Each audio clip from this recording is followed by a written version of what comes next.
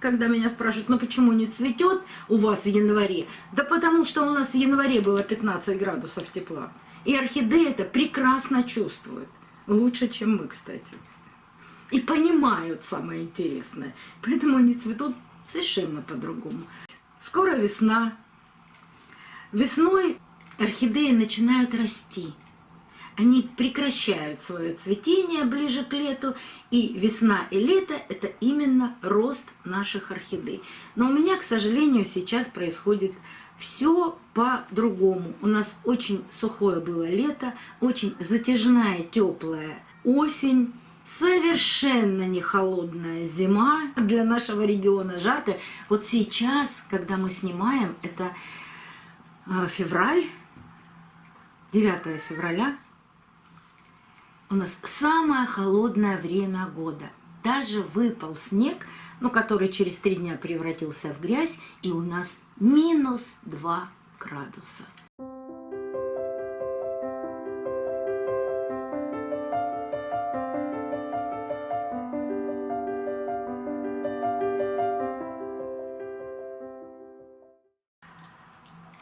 Добрый день, друзья! Кто-то недавно написал мне, что когда же снималось видео «За вами нет цветов», а конец января, к сожалению, видео снимаются в одно время, а выходят, может быть, и через месяц. Сейчас очень сложно выставить видео на YouTube. Поэтому, если вы не видели за мной цветов, то сейчас они уже есть. Проходит длительное время, когда выпускается видео. И вот о том, о чем я сейчас хочу рассказать, видео-то вышло 23 января, когда я рассказывала вот об этой орхидее. Об этой орхидее я рассказываю очень давно, более 2,5 лет. Это орхидея Бламингтон или Блумингтон, как читается по-русски. Материнское растение попало ко мне после 8 марта совершенно случайно. С цветоносом из точки роста, вот он до сих пор здесь виден.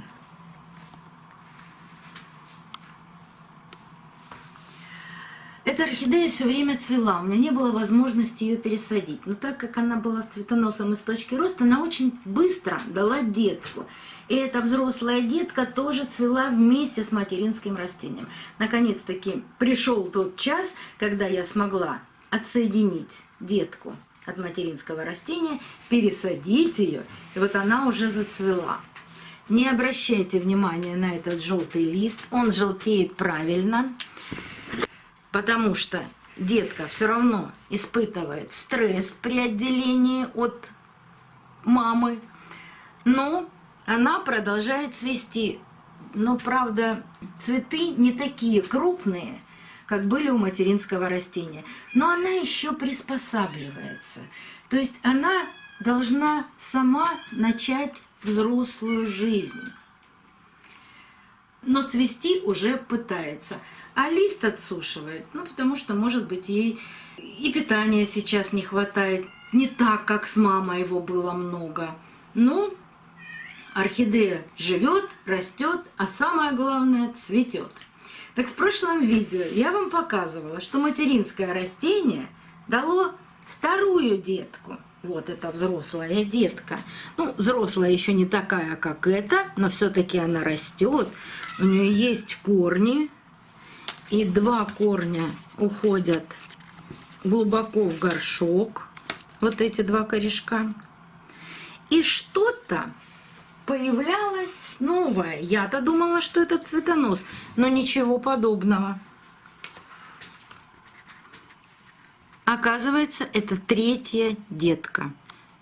Вот она, вот ее листик, вот эта детка. Вот новый лист. А была такая крошечная горошинка, и было непонятно, что из этого вырастет. Ну вот выросла детка. Ну, за месяц чуть больше. Вырос лист, пока еще нет второго. Но я была крайне удивлена, что второго листа еще нет. Вот с этой стороны у этой маленькой детки наметился корень. А я вам в прошлый раз говорила, что я эту орхидею поливаю только аминосилом, больше ничем. Даже после того, как я вам ее показала, я ее поставила на стеллаж, где у меня все орхидеи поливаются аминосилом. Потому что когда детки на цветоносах, когда прикорневые детки, иногда бывает очень сложно добиться того, чтобы детки растили корни. И вот я была удивлена, что эта малюсенькая детка с одним листом прежде всего растет корень. Но аминосил ей в помощь. Ведь она не собирается цвести. А вот для роста аминосил просто незаменим. Поэтому я продолжу материнское растение поливать аминосилом. Корни у материнского растения еще неплохие. Но вот мне кажется, что вот этот корень пророс от первой детки. А вот этот корень, вот он, молодой корень, это тоже от этой детки, от второй. Вот там-то корни уже в горшочке большие. Но у взрослого вот этого растения, которое все равно погибнет, вот этот цветонос, он не даст возможности расти больше листьям, вряд ли она зацветет еще раз. Хотя вот здесь может быть, вот в этом месте, может еще быть непробужденная почка. Вот в этом. Ну, посмотрим, как это все будет происходить. Потому что вот эту детку вторую, ее будет сложно пересаживать, нужно будет все разбирать. Я имею в виду корневую систему. Но нужно дождаться того момента, когда у этой маленькой детки тоже вырастут достаточно длинные корни для пересадки. Иначе, если я буду пересаживать эту детку, а на вторую не буду обращать внимания, вторая детка или без корней, или с маленькими корнями, она просто погибнет. То есть оставляю растение так, как есть, буду продолжать поливать аминосилом и ждать, пока у этих двух деток вырастут хорошие корни, с которыми можно будет их пересаживать. Когда это случится? Может быть долгий процесс, а может быть скоро весна. Весной орхидеи начинают расти. Они прекращают свое цветение ближе к лету, и весна и лето – это именно рост наших орхидей.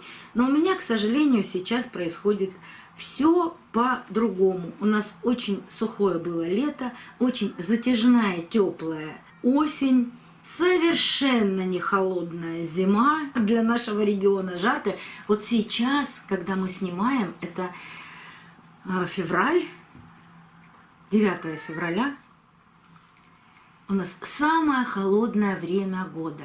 Даже выпал снег, который через 3 дня превратился в грязь, и у нас -2 градуса. Но весна очень близко. Скоро все это растает, и орхидеи начнут расти. Они чувствуют увеличение светового дня и будут расти. Но мои, вот те, которые выпустили цветоносы, они теперь будут цвести до июня-июля. Но вот как-то они по-другому ощущают вот именно наше время года. Вот у нас это все происходит по-другому. И когда меня спрашивают, почему не цветет у вас в январе? Да потому что у нас в январе было 15 градусов тепла. И орхидеи это прекрасно чувствуют. Лучше, чем мы, кстати. И понимают самое интересное. Поэтому они цветут совершенно по-другому. Вот второй год у меня февраль-март – это распуск цветоносов. Когда у кого-то это начинается в ноябре, и в марте, в апреле, в мае уже заканчивается. Но у меня все наоборот. Но те орхидеи, которые не цветут, они сейчас будут очень активно расти. А я сделала в этом году и в прошлом году осенью очень много пересадок.